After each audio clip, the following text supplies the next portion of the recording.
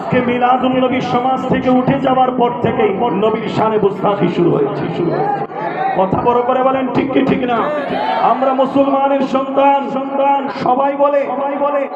কি বলে যে উৎসব নাকি সবার কথা বলে কি বলে না এগুলার মুখের মধ্যে আল্লাহ গজব পড়ে আসুক এগুলার মধ্যে এগুলার মুখের মধ্যে আল্লাহর গজব আসুক যারা আজকের সুন্নিয়তের নামে আর কি ভণ্ডামি শুরু করে দিয়েছে নবীর শানের চর্চার নামে যারা আজকে ভণ্ডামি করছে জায়গায় আর কি বলবো আস্তাগফিরুল্লাহল আযীম এগুলা যারা করছে তাদের মুখ উন্মোচন করে দেন মিলাদুন নবীর চর্চা ঘরে ঘরে করেন দরকার আছে না নাই